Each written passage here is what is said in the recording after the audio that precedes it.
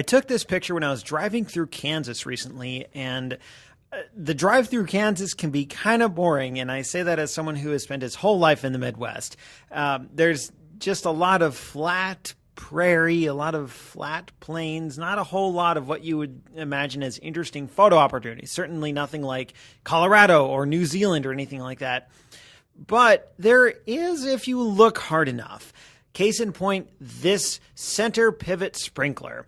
I saw this, I was driving north on Highway 81, and I saw this on the left side, kind of in the distance, and I thought, hey, that might be cool. I'll give it a try. So I turned west on a dirt road, drove a couple blocks and got out of my car, and I spent about 10 minutes looking for a way to photograph this center pivot irrigation sprinkler.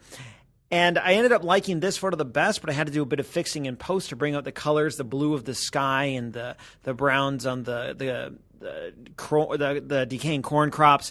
But really what was going through my mind the whole time, this might sound silly, was a Krayt dragon from Star Wars lumbering across the plains. And this is something that they hinted at in Star Wars episode 4. C-3PO is walking across the desert of Tatooine, and he comes across this massive skeleton of a huge beast, and it's just sort of there in the background.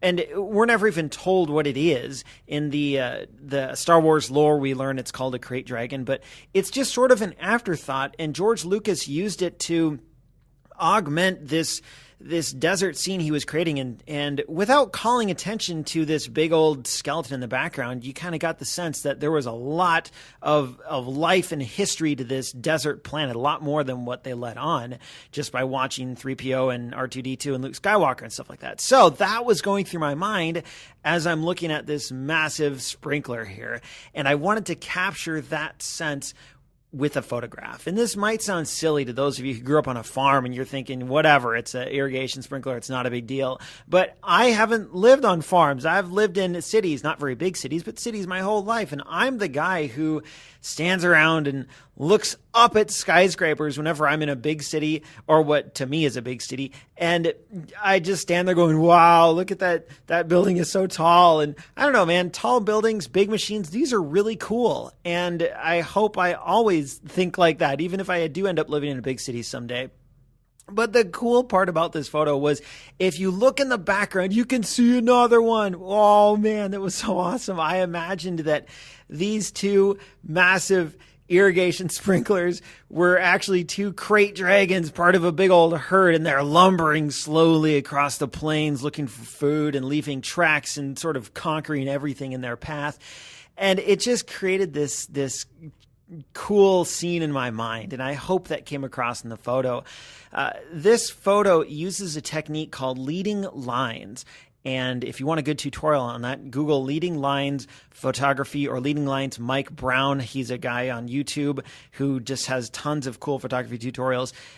What my intention is here is that you'll look at the top right-hand side of the photo first and see the irrigation head on this sprinkler. And then your eye will sort of be led down to the bottom left corner, and you'll see there's more to the photo. And that's what the idea is behind leading lines, is that you use lines intentionally in your photo to draw the viewer's eyes to certain parts of your photo and to accentuate certain parts of your photo. Honestly, I'm really happy with how this turned out. I took maybe a dozen shots, and this one I think turned out the best.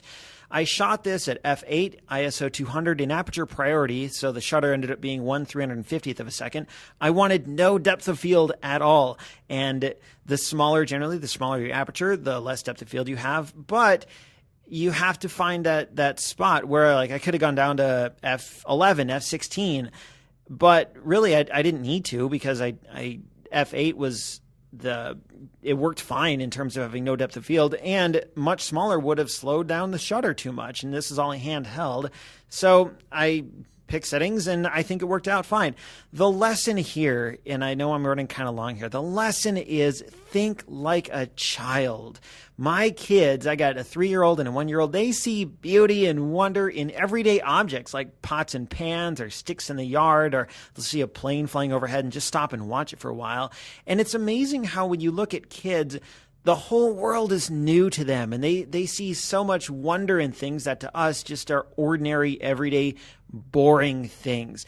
And if you can try and see things around you through the eyes of a child, you might be surprised at what you might find and then be able to capture with a photograph, but you'll probably have a lot more fun in the process than you would otherwise.